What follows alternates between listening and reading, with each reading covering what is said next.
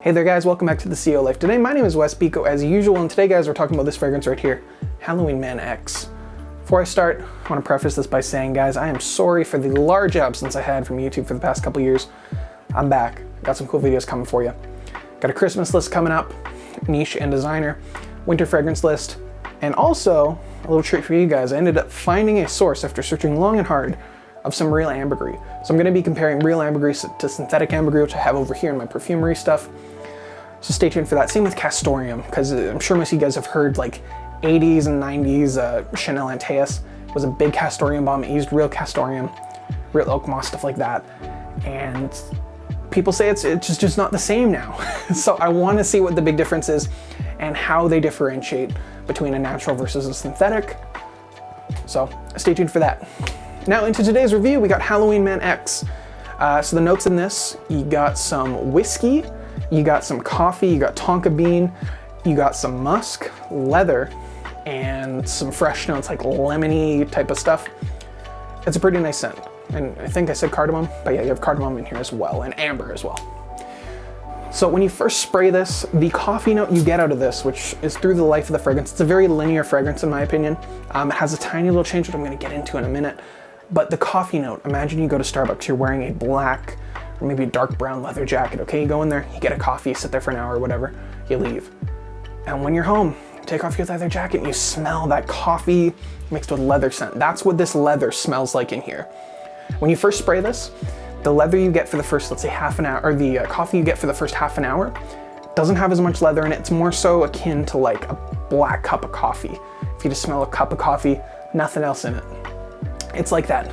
Then as it starts to dry down, it turns into this nutty, dry, leathery, slightly burnt coffee smell, and it's pretty nice. It's like if you make an espresso, and with the actual coffee grounds that are left, it's like when you're dumping them out after you've made a cup, it's kind of that smell. It's not very sweet, but it's a nice nutty, dry type of coffee, and I think the tonka bean kind of plays into that as well with the leather and the slight bit of whiskey that's in here. It's pretty nice though. So when I spray this though, to me, in the opening, I find it's like a fresh, slight, I would say aquatic.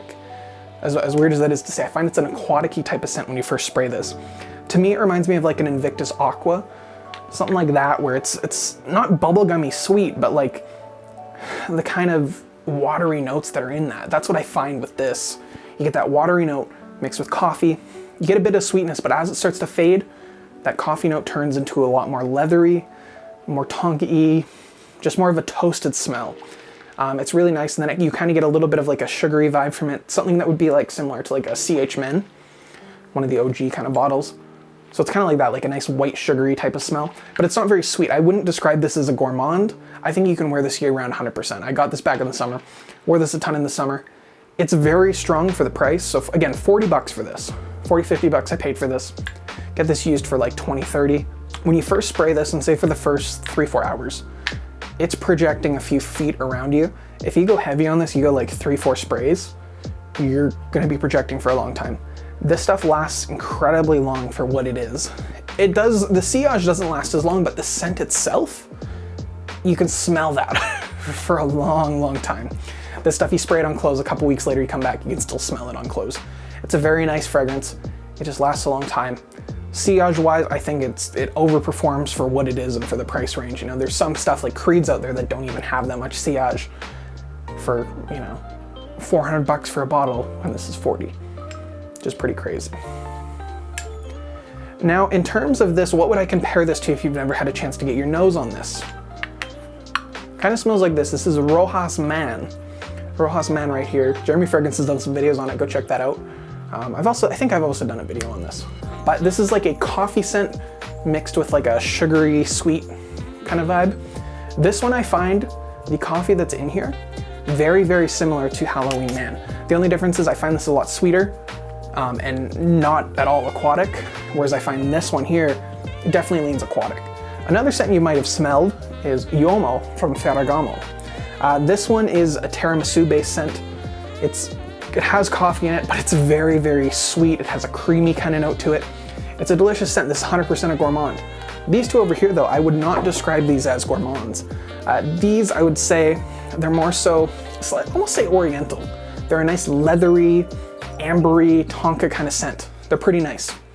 This one I find is a little bit more akin to, say, like a colder weather. I find this one here, you can wear it year round. And the coffee notes that are in this one's a little more sweet. This one's more aquatic. So keep that in mind, guys. Let me know what you think. If you tried Halloween Man X, if there's any others from the Halloween brand that you think I should try. I haven't had a chance to try a ton, but so far this is my favorite from them. I've tried a few samplers. I wasn't too impressed. I found them kind of more generic, kind of in line with like an Armoff or like a Calvin Klein. Not so much in terms of like making clones, but just generic, mass appealing kind of sense. Nothing wrong with that, but you know, if there's anything out there that you guys find is super unique from them, let me know below. So thank you guys for watching, and yeah, welcome back.